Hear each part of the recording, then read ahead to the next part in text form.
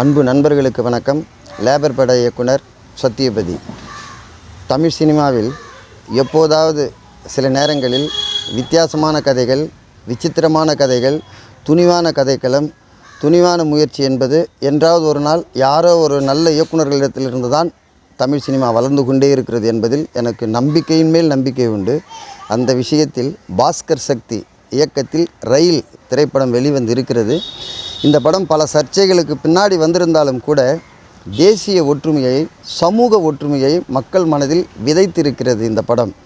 நிறைய படங்கள் தமிழ் சினிமாவில் வேறு மாதிரியான கோணத்தில் பதிவு செய்யப்பட்டிருந்தாலும் இந்த படம் ஒரு தொழிலாளர்களின் பிரச்சனைகளை பேசியது இல்லாமல் மாநிலங்களுக்குண்டான பிரச்சனைகளை, சகோதர தத்துவத்தை மிக அழகாக, துணிச்சலுடன், சினிமா கலவை இல்லாமல் சினிமா எடுத்திருக்கிறார் இயக்குனர் பாஸ்கர் சக்தி.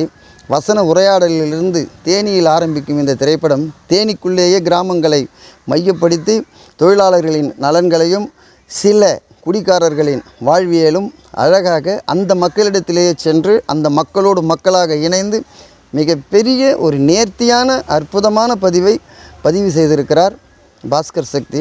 இந்த இயக்குனர் தமிழ் சினிமா கொண்டாட வேண்டிய இயக்குனர் என்பதில் எனக்கு மாற்று கருத்தே கிடையாது.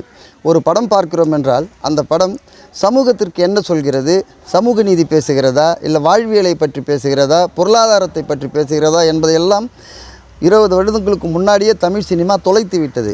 அதை கொஞ்சம் கொஞ்சமாக சில இயக்குனர்கள் தூசு தட்டி எடுத்து கொண்டே வருகிறார்கள். அந்த விதத்தில் இந்த ரயில் சிக்னல் போட்டால் கூட நிற்காமல் போகக்கூடிய ஒரு மெயில் தான் என்பதில் எனக்கும் மாற்று கருத்தல்ல. இந்த திரைப்படம் மிகப்பெரிய வட மாநில மனிதர்களையும் தென் மாநில மனிதர்களையும் அவங்களுக்குள்ளே இருக்கிற ஒரு ஸ்நேகத்தையும் விரிசலையும் ரொம்ப அழகாக மிகைப்படுத்தல் இல்லாமல் காட்சிப்படுத்தியிருக்கிற விதம்தான் தேனி ஈஸ்வரின் அருமையான ஒளிப்பதிவு. அதே சமயத்தில் இந்த படத்திற்கு மிகப்பெரிய மியூசிக் டைரக்டர் கிடைத்திருக்கிறார் ஜனனி. அவர் அந்த கார்த்திகை தீபத்துக்கு ஒரு சாங் மாதிரி மாண்டேஜ் இருக்கும். இந்த வைரமாலா ஹீரோயின், அந்த ஹீரோயினோட ஒரு பேஸ் தான் இந்த படத்தை தூக்கி நிறுத்ததுன்னு சொல்லலாம். அந்தளவுக்கு ஹீரோயினோட நடிப்பு எக்ஸ்ட்ராடனரியாக இருக்கும். இசையமைப்பாளர் படத்தின் இசையை உணர்ந்து, படத்தின் போக்கை உணர்ந்து மிக அழகாக இசையமைத்திருக்கிறார். நீங்கள் நல்ல இயக்குனர்கள் இந்த இசையமைப்பாளரை தமிழ் சினிமாவில் நீங்கள் பயன்படுத்தி கொள்ளலாம். இவர்களிடத்தில் இருந்து நல்ல டியூன், மெச்சூரிட்டியான டியூன்லாம் வரக்கூடிய வாய்ப்புகள் உண்டு. இந்த திரைப்படம் குங்குமராஜ் எங்கே இருந்து இப்படி ஒரு ஹீரோ தமிழ் சினிமாவுக்கு கிடைத்திருக்கிறார் என்பது ஆச்சரியப்படக்கூடிய விஷயம். அவரின் நடிப்பல்ல, அவர் வாழ்ந்திருக்கிறார் என்பதுதான் இந்த படத்தினுடைய மிகப்பெரிய பலம். இது கதை அல்ல சார், வாழ்க்கை.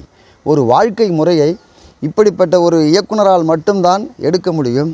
இதனுடைய முடிவு காட்சி, அதாவது செயற்கையாகவே எந்த ஒரு வசனங்களும் இருக்காது. ஒரே ஒரு வசனம் போதும். தண்ணி அடித்த இடத்துல ஒருத்தன் வசனம் பேசுகிறான், இந்த பூமியில் பிறந்தவன் எல்லாருமே வேலைக்காரனுங்க தாண்டான்னு.